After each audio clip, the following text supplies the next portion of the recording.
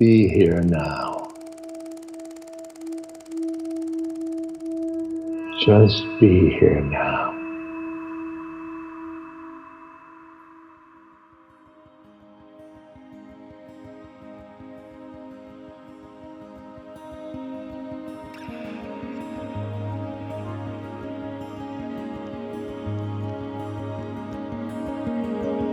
Welcome to the Be Here Now Network guest podcast. This series features talks from a myriad of modern spiritual teachers expanding on how we can all live a life in balance. If you're interested in supporting this podcast, please go to BeHereNowNetwork.com/guest.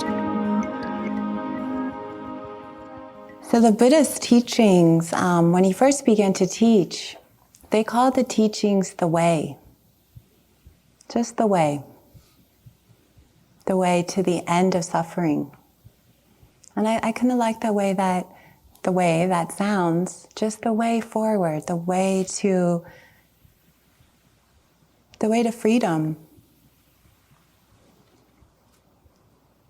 So I was thinking that we're born into this human world, into this body, with very little understanding of why we're here. Now, what are we doing here? What is this? It's very mysterious. You know, we appear here, other people appear here, stay for a while, disappear. Nobody knows where they went, right? Very impermanent. Very few people actually understand or know the purpose of this human life.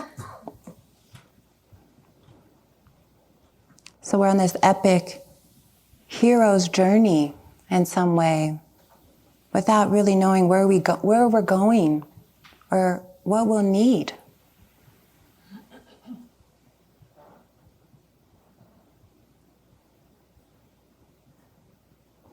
So intuitively, at some point, we begin to wake up to think, okay, so what is this about? Some way we begin to understand it is about the path to peace and happiness. So we kind of come to that understanding.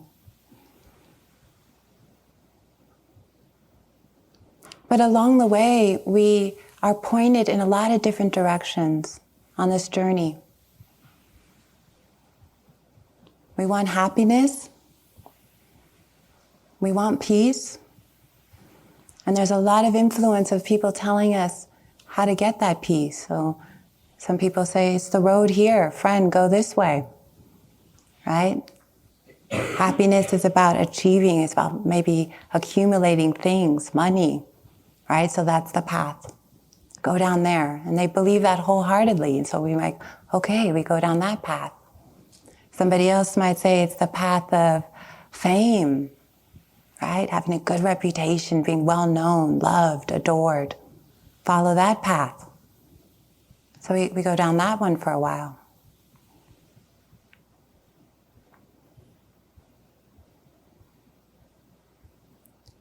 But what's important to understand is that a lot of these paths, they don't really lead us where we want to be, and that is lasting happiness. We want to feel happy. We want to be at peace. So there's a lot of confusion in my family growing up. A lot of paths were pointed out. You could go here, you could go there. But a lot of that was confusion. Nobody really knew.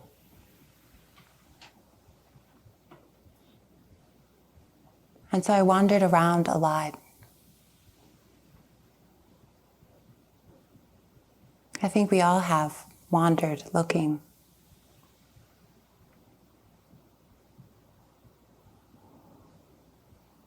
And so in the midst of that, the Buddha discovered a path.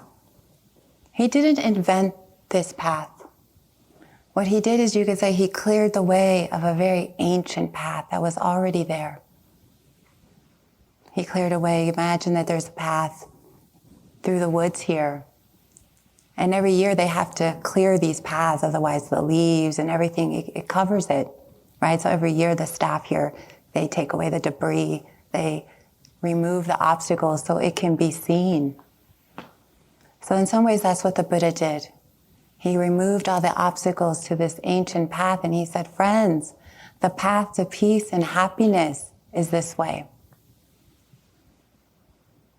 This is the road. I didn't invent it. It's been here since the beginning of time. Many beings have walked this path. And at times the path has been covered, unrecognizable, and forgotten. But he cleared it away, and here we are on this path. So in some way, it's amazing that you've arrived here to ask a deeper question. And that deeper question is, where is lasting happiness? What is true freedom? And you've all probably wandered many different roads to get here. But you've arrived at this path and this time, as if by divine appointment, right here, this whole group of people. It's beautiful. And so this path is about understanding the truth.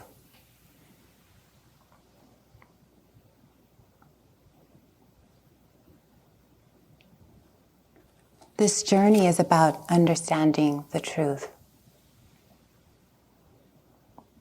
One of my favorite poems to start this talk is by Mary Oliver, and it's called The Journey. She writes, one day you finally knew what you had to do and began. Though the voices around you kept shouting their bad advice.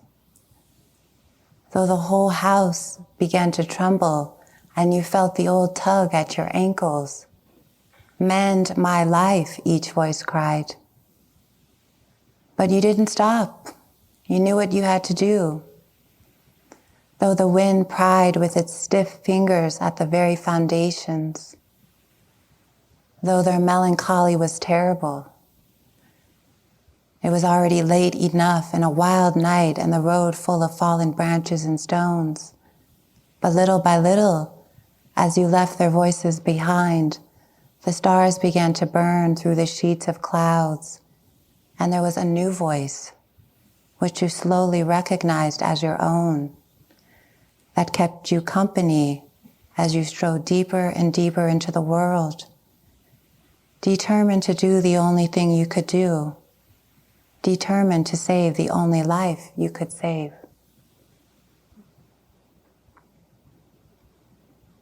So that's what we are doing here in some way. We're saving the only life we can save.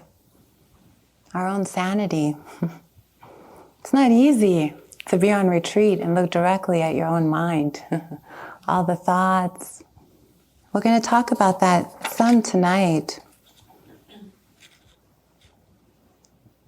As we kind of follow along a little bit with the Buddha. So we're going to kind of follow in his footsteps. One of the things that I think is important that the Buddha realized after his enlightenment experience. So for some of you who know, the Buddha left the palace. He was this great prince, tremendous wealth, adoration, love, and he left because he became unhappy. He thought there must be more to life than this. So he left and he sought his way. He encountered the heavenly messengers, which Larry spoke about last night. He was motivated to wake up, and so he sat and he went into the forest and practiced for almost 6 years, pretty intensely. And so then he went to the Bodhi tree and he had his great night of awakening. And I said that he awakened to understand all things. And the next day, as dawn broke, after his great experience and his enlightenment, tears began to flow from his eyes as he looked around the world, and it said that he deeply was impacted by this thought.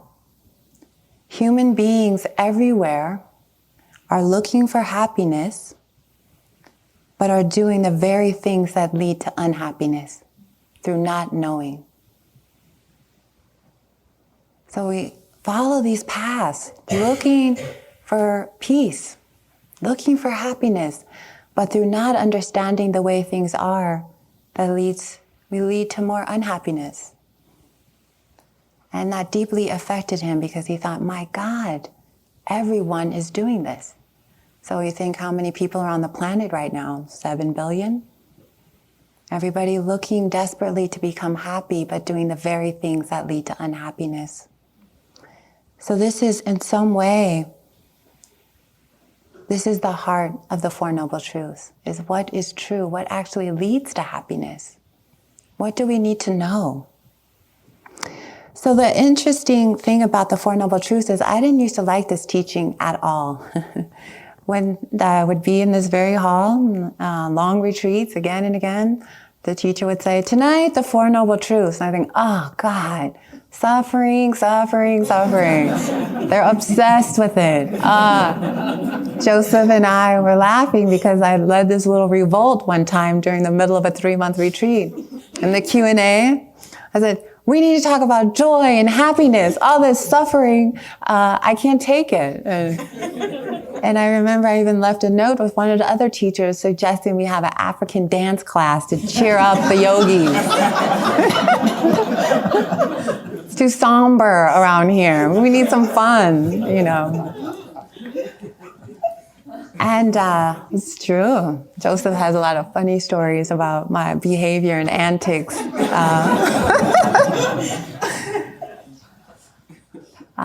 But it took a while for me to understand what the Buddha was saying, because what would happen was they would say the truth of suffering, and I would shut down. Suffering, I didn't want to hear about that, although I was clearly sitting in the back of this room in tremendous suffering, right? I wanted to hear about joy, so I didn't understand this teaching in some way. I didn't understand that it was actually leading me somewhere. I didn't hear the second noble truth and the third noble truth. It was just shut down at suffering. You know, in life there's suffering. And I wanted to believe that, no, there could be other paths. I'll figure it out. The Buddha, I don't know if he was right or not, you know. I have fun. I'm happy. Moments of happiness. That's not to deny that. Life can be so beautiful and so connective and so exciting, filled with so many interesting things. We're not denying that. But what the Buddha is talking about here is what lasts. What is lasting? That's the key thing that I'm going to talk about more tonight. So I had this very rocky relationship, and it took a lot of time for me to understand, and I started to study the Four Noble Truths. What is he saying? So simple in some way, that we can overlook the magnitude, the beauty of what he's pointing to, that it is freedom. And so I began to study this more and more. So the Buddha says the first noble truth that Larry covered some last night, in life, there's suffering. Very simple, right? We all get that, right? If you sat through today, did anyone not suffer today at some point? If not, you could talk to Joseph and I, and we'll put you in another advanced track. I'm sure you had some kind of suffering, a body, mind, And that's kind of what this is pointing to, that it's not your fault. It's just happening. You didn't order that. Did you wake up in this morning and say, I'll take 3 hours of rage, 2 hours of knee pain and anxiety all the rest of the day? No. In some way, it's doing itself. It just arises. There's causes and conditions, but it arises. If we could choose, we would choose bliss, right? We would choose love every moment. And so this is pointing to that truth, no matter who you are, whether you're rich, whether you're poor, whether you look like a supermodel or not, you suffer. That's the thing. It doesn't matter. You will encounter it. You will encounter unpleasant things. You wake up, you stub your toe. It's unpleasant. It's just life. In some way we come to terms with that, and then there's a relief because we stop thinking we've got it wrong when we do suffer. Right? So we wake up in the morning, we feel sorrow. Well, I was so happy yesterday. What did I do wrong? How do I get back to that? Maybe I need to find that seat by the window with that breeze coming in, that special pillow. You try to recreate it. It's impossible. So it's a new moment. So there's some kind of relief in just knowing that. It's a universal truth.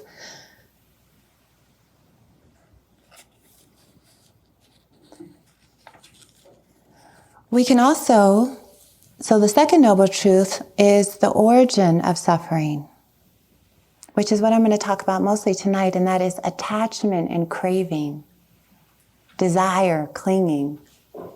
And then the third noble truth is the complete end of suffering is attainable. Cessation is possible. This was what I didn't used to hear. I would get stuck on that first one, half the second one, and just shut down, right? The third noble truth is freedom is possible. And the fourth is the path. So I want to look at this also from a indigenous, kind of a shamanic way, through a sort of an Ayurvedic way. So the first noble truth, there's an illness. The second, there's a cause of this illness. There's a cause. This is really important to see, that there's a cause to why there's pain and suffering. There's a cause to stress. The third, there's a cure. We can be 100% completely healed. If you went to the doctor and they said you have this horrible disease, you would initially have a reaction, right? But then they said, friend, you can be 100% cured. Great, what do I have to do, right? Fourth noble truth is the treatment plan. It's the cure. It's what we need to do to heal. And so we can look at it in that way, that there's a cause of our illness. And in some way, when I'm in a lot of suffering, I feel ill. When my mind is filled with maybe greed or hatred, or there's a way in which it can make you feel sick. Like a sickness has overcome you. And so that's kind of the same way I like to look at it. And in some way, I look at this place. Often, I imagine this place as a great floating hospital, and we're all the physicians, nurses, give this person a little more metta, a little more walking. No, take that person off. 8 precepts, good for them. Each person has a little, the teachers talk about that, the little treatment plan, Here, tweak this, add that. And we do that all to help your mind stay balanced so that you can see the truth more deeply, so that you can receive the medicine in the best possible way. And it's the medicine of the truth. You sit here and you're digesting it. And it's mysterious.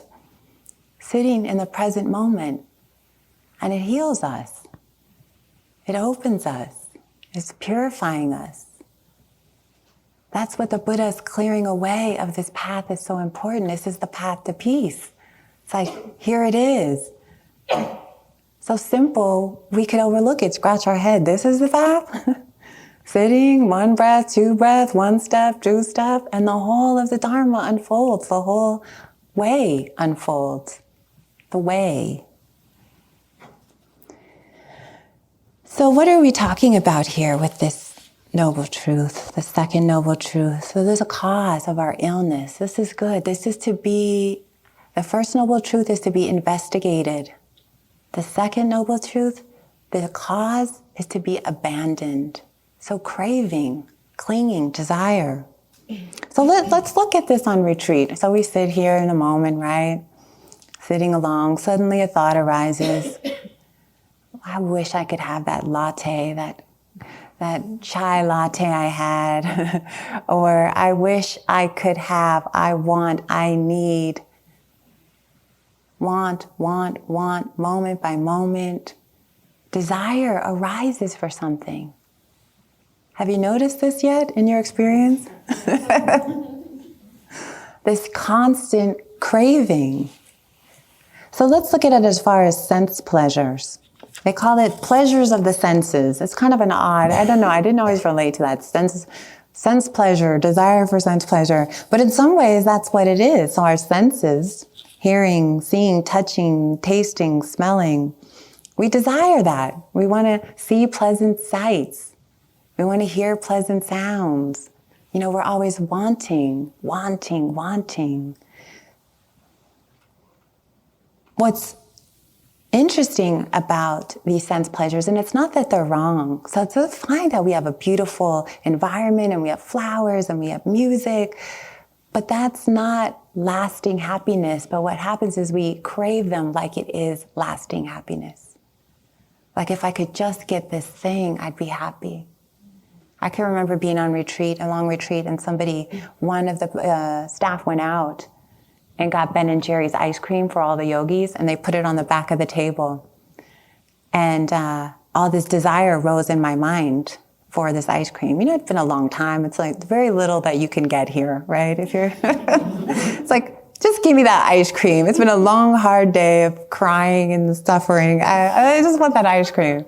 And I can remember just watching my mind go through this big thing. And, in everyday life, I wouldn't even look twice at ice cream. It's like, okay, great, But on retreat where there's little around, and I thought if I could just get it, I'd feel better. So, of course, I didn't eat my lunch. I just made a beeline to get the ice cream, right? The first one over there. No shame at all. Just scooping out of each one. I didn't want the tofu and brown rice. I wanted that. But very similar to the experience Larry had, or he shared about last night. I ate it and it was just ice cream. It didn't alleviate, it wasn't nibbana. You know what I mean? We think that if we get these things, that's going to be it. And so we crave them. We crave. If I could just have that.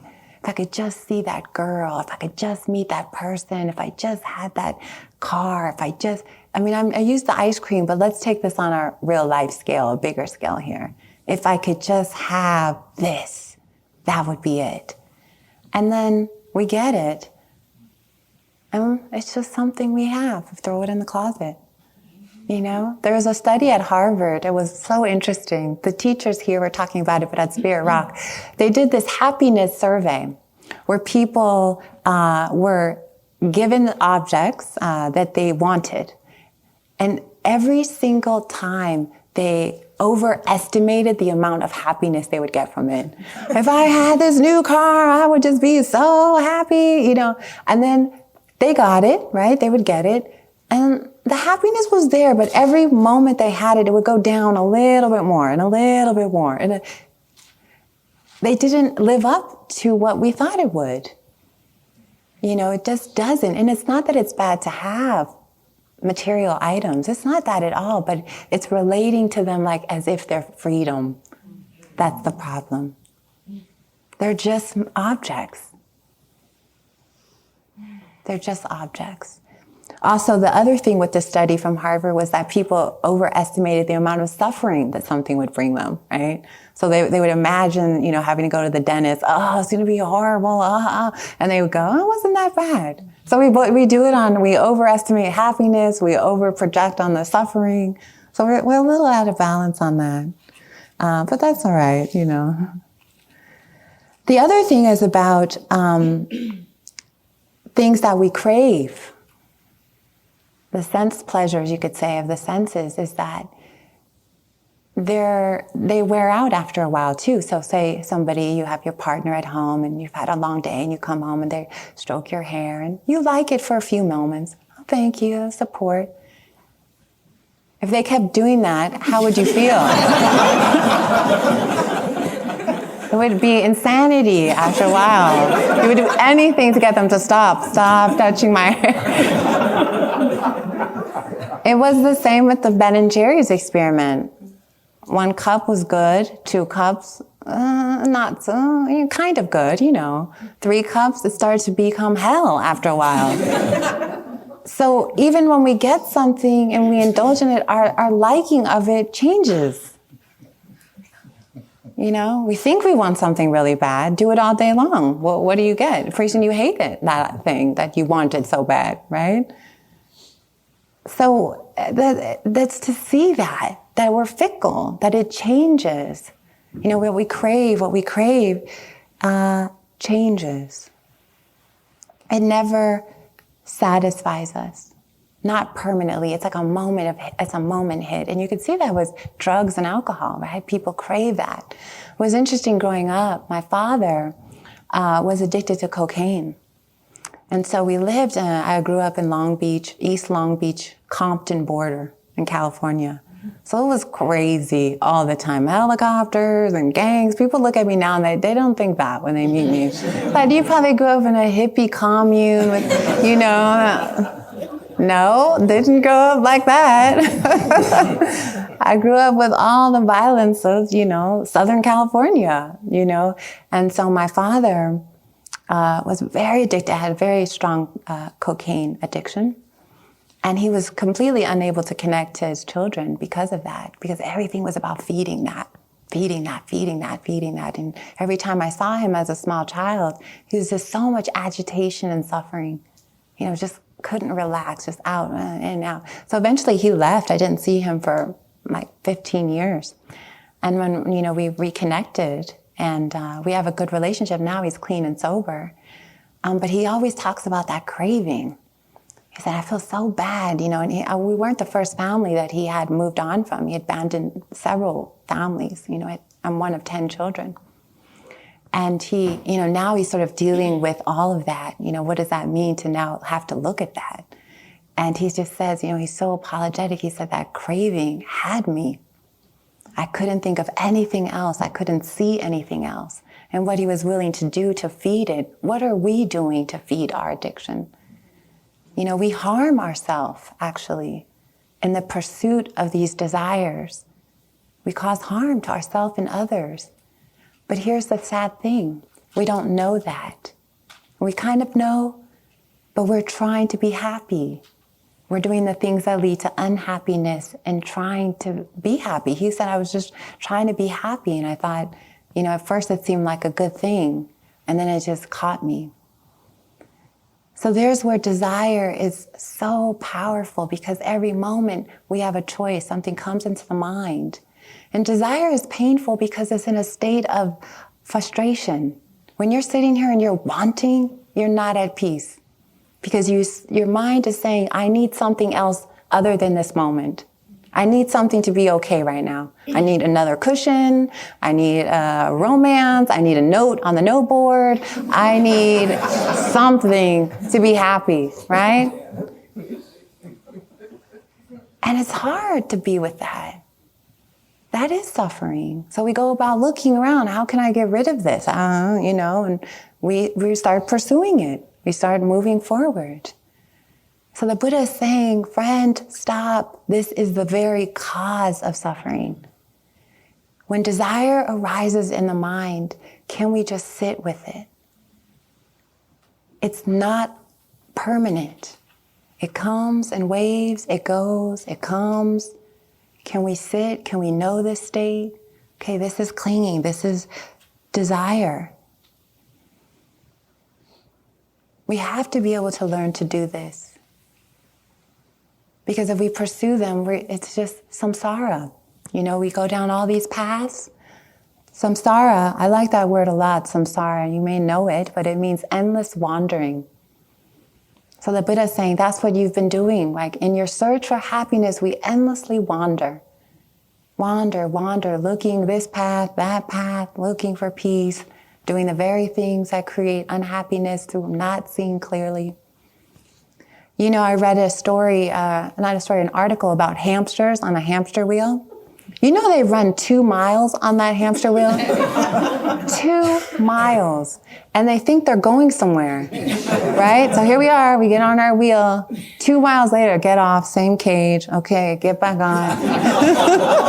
It's kind of sad even to put that in there, isn't it? In a way, they think they're, they've left the place. They haven't, We are the hamsters. In some way, look at your own life. Where are you on the wheel?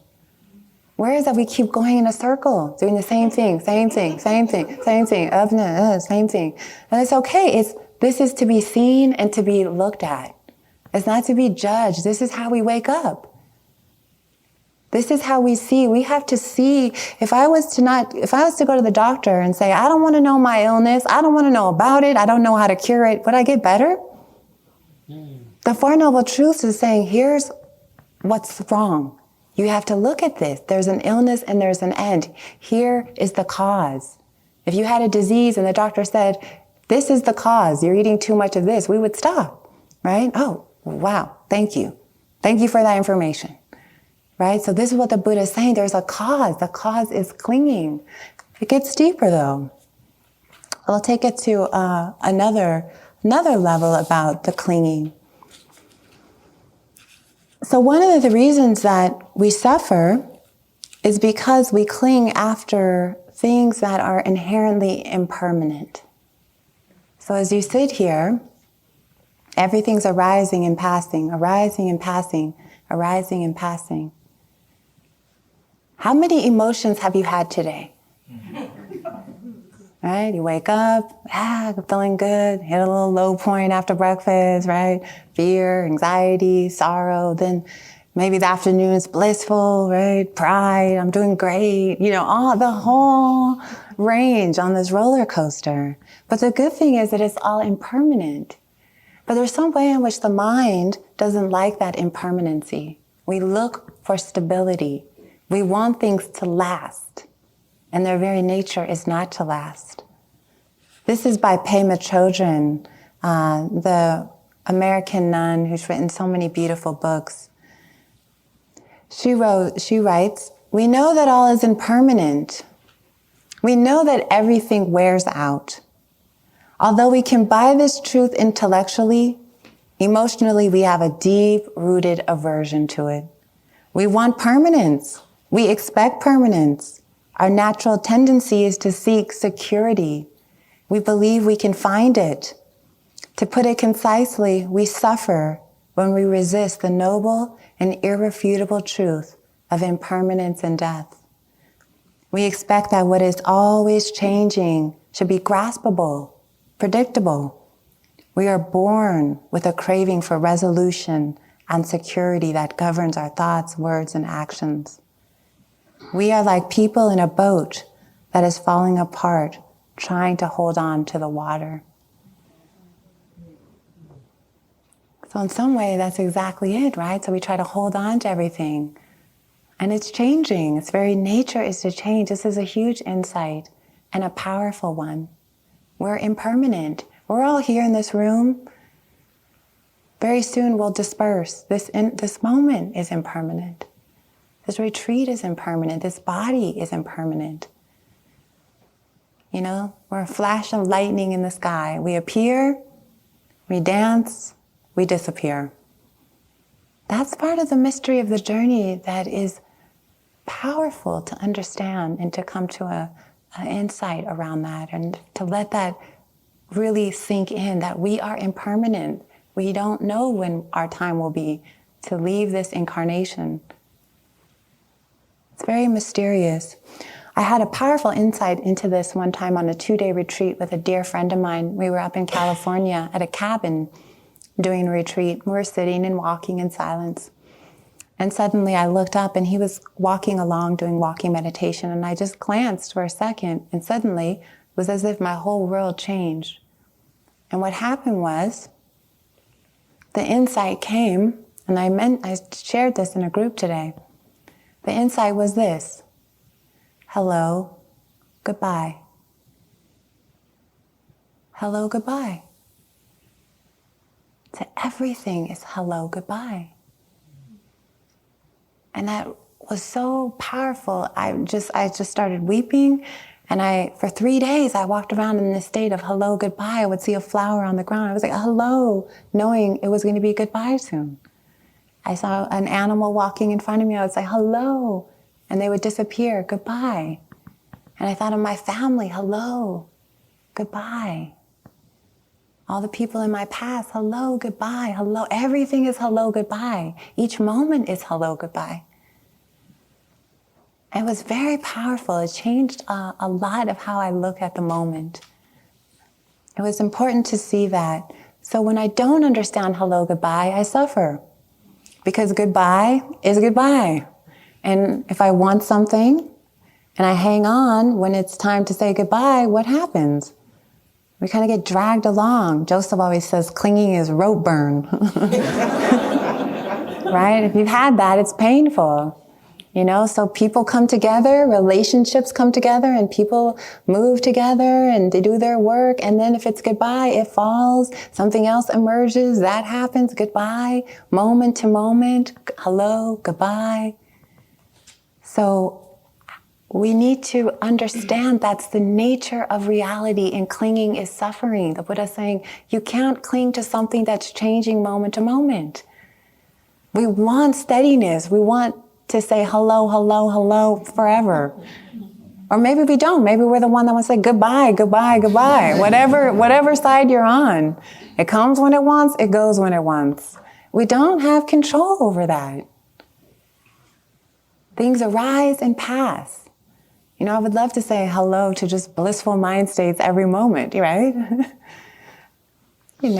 So it's important to look at that.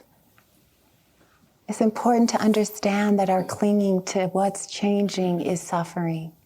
And there's a way in which we can learn to let it be. There's a way impermanence is exciting to me. It's kind of this wild ride, right? What would happen if you just let go? Right? And you just live in the moment. We have responsibilities, yes. But what happens if we let go of the extra, right? And just lived. We learned how to just be.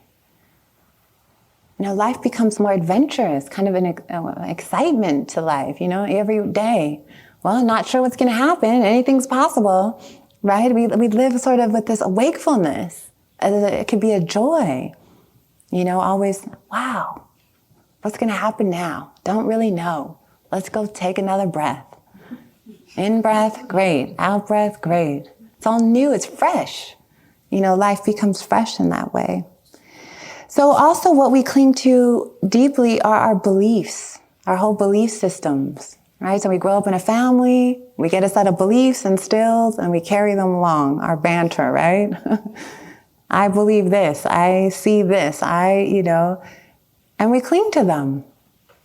We cling to our stories about ourselves. This is really important to see this in meditation because it's so painful. Whatever story you have about yourself, I'm the fill in the blank, right? I've experienced the past. I've experienced this. There's stories that we make up. And sometimes there's these beautiful fantasies, and sometimes there's stories of tremendous pain and suffering. And we cling to them, right? We sit, they come up, we get lost on that train, and we're gone. And the thing about the train is it's just not a few minutes. Some people are on these trains for years, lifetimes. So the moment you wake up and think, oh, this is just a story, this is not happening, that's powerful. We cling to our thoughts, and thoughts are not reality. I can sit here and make a story of heaven, or I could sit here and make a story of hell, and then I live in whichever one I choose. But the thing about it, it's not happening now. A lot of people talk about when they come on retreat, they have all these fantasies and stories. They're very unsatisfying in some way. Even if we get bored, we come in the hall, start planning a trip to the Caribbean. Yeah, the Caribbean.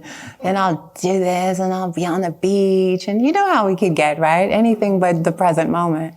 But it's, in the moment, there's a sense of this is better than my knee pain, or better than listening to the birds or the breath, or, we indulge it a little bit, right? Oh, this few fantasies isn't so bad. But really it's deeply unsatisfying on another level because it's not happening. We're not there. We're not doing those things. We're here in this moment. And so that disconnection is deeply unsatisfying. So we cling to all of our thoughts, our stories. It's important to see how we work with thoughts. Thoughts are not real. This is huge. Before, when I first started practicing, even a few years after I started practicing, I believed every thought that came into my mind. And then pretty soon, actually thanks to Joseph said, turn around and look at your thoughts. They're just little thoughts. And I think, yeah. And I turned around and I looked at them and I could see arising, passing. They just pass by. They're just passing. They don't belong to us. Thought arises. Emotions arise. We identify with those. We cling on to those. Anger arises. I'm angry. I'm the one angry. So do you see there's a way we're taking ownership of experiences that don't belong to us? It's nature. Do you take responsibility when it rains outside? No, right? That's not our business. Neither in some way is this. What we experience feels so personal, but it's really not.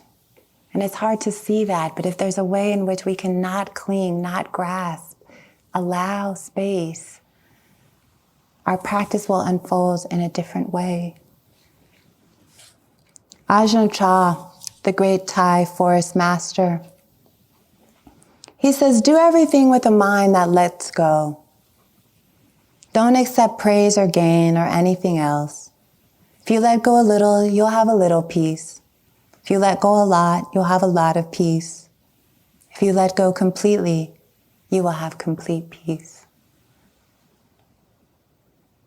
So it's not easy to do, right? That's the next question. How?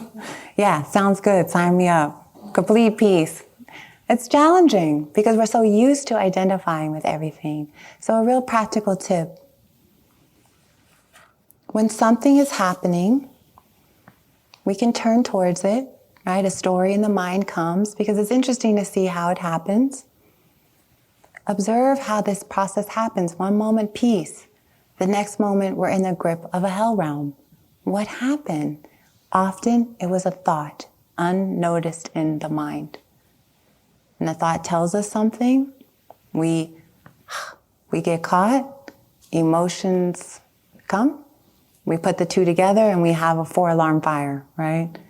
Out of a beautiful, peaceful day.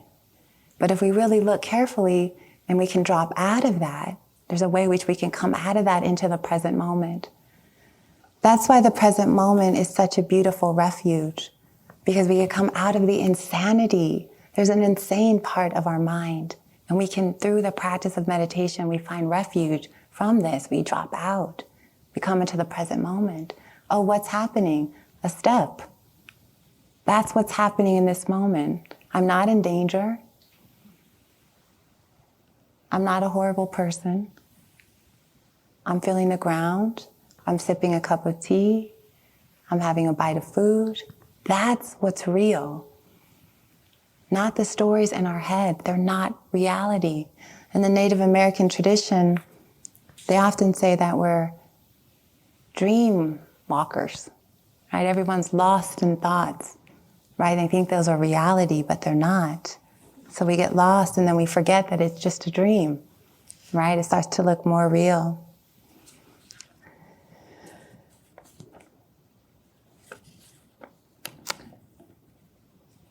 The Buddha said, one of my favorite quotes from him, he said, live in joy, in love, even among those that hate. Live in joy and in health, even among the afflicted. Lie in joy and peace, even among the troubled. Look within, be still. Even among the troubled, look within and be still. Free from fear and attachment, know the sweet joy of the way. So even in the midst of all of what's happening, we know the sweet joy of the way by the moment. That is the sweet joy. That is the way, the present moment. Can I come back to what's real? Out of the insanity.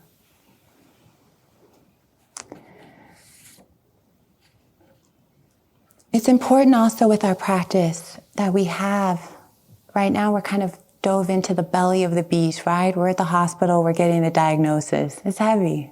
You know, it's like, oh man, can I do this?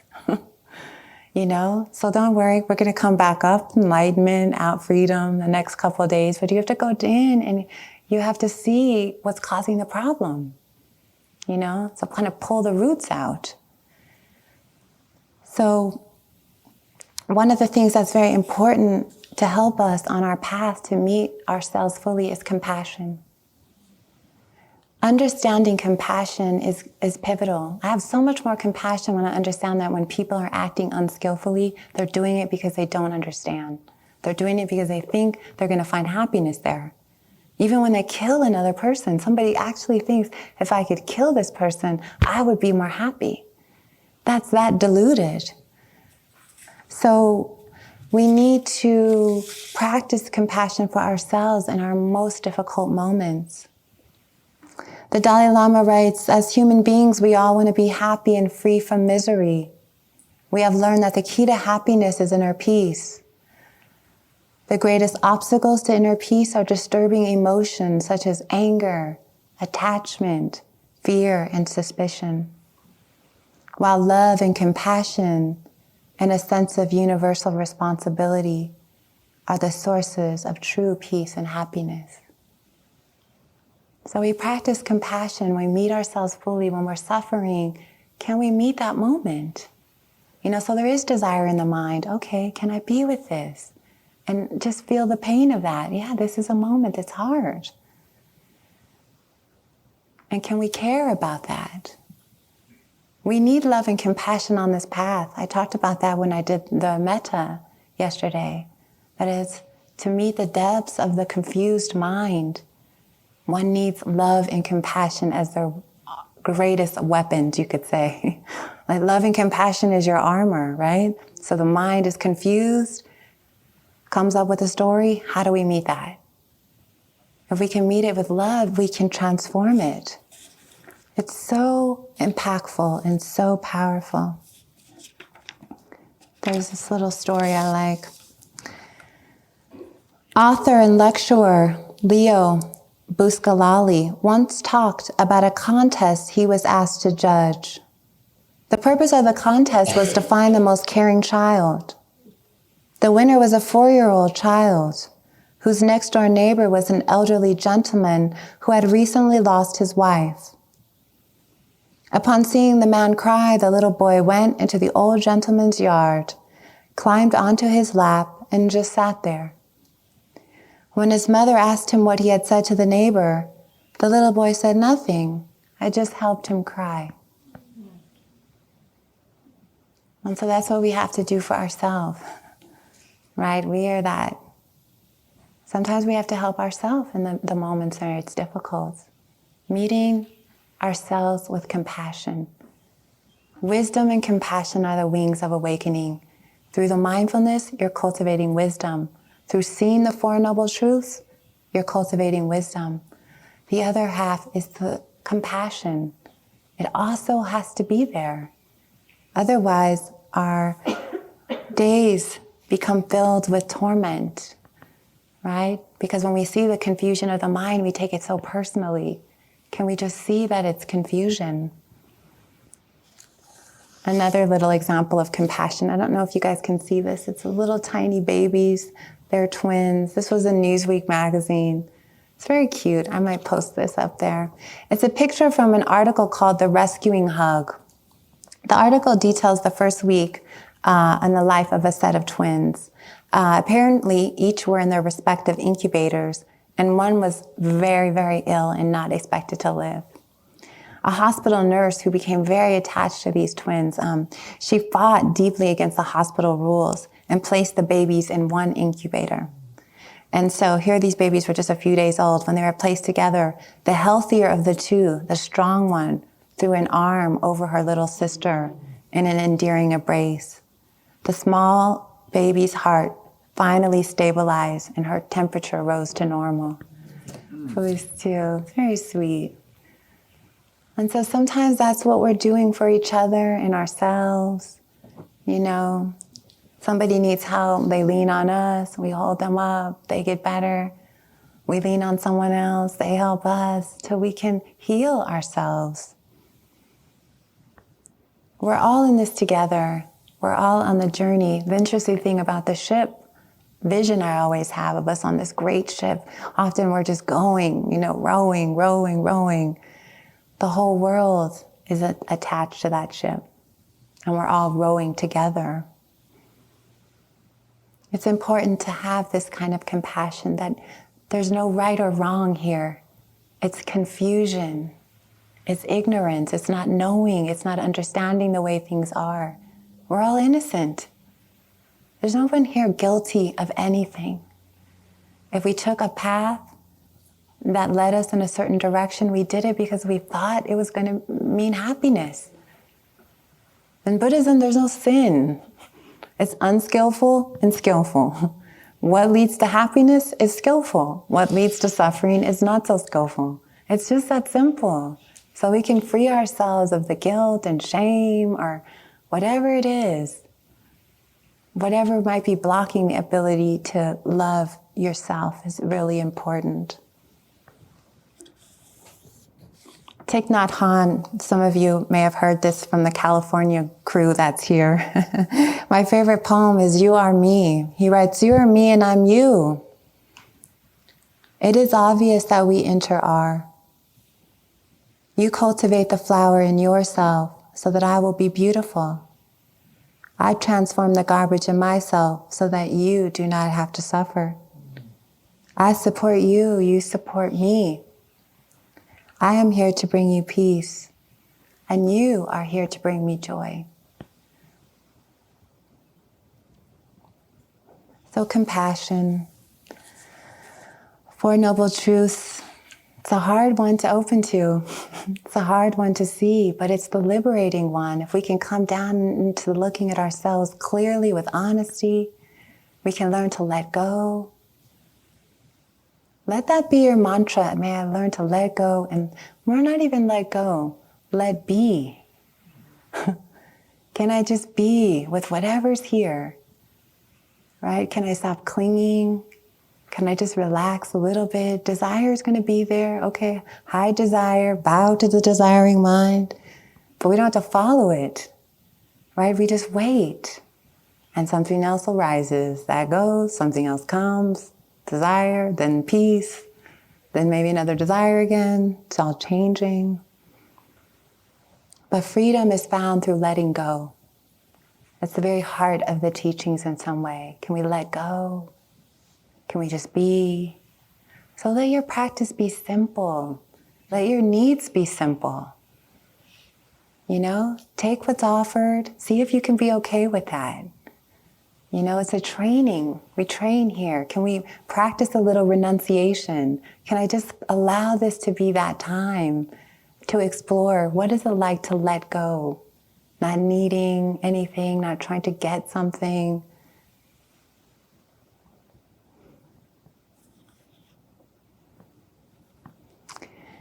So I think I'll end this talk with one of my favorite little readings here by the great Zen master Hokusai. Hokusai says, look carefully. He says, pay attention and notice.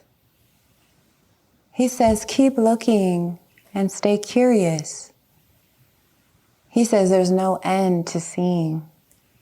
He says, look forward to getting old. He says, keep changing. You just get more who you really are. He says, get stuck, accept it, repeat yourself as long as it's interesting. He says, keep doing what you love. He says, keep praying. He says, every one of us is a child. Every one of us is ancient. Every one of us has a body. He says, every one of us is frightened. He says every one of us has to find a way to live with fear. He says everything's alive. Shells, building, people, fish, mountains, trees, wood is alive. Water is alive. Everything has its own life. Everything lives inside of us. He says, let the world live inside you. He says it doesn't matter if you draw or write books. Doesn't matter if you saw wood or catch fish. Doesn't matter if you sit at home and stare at the ants on your veranda or the shadows of the trees and the grasses in your garden. It matters that you care. It matters that you feel. It matters that you notice.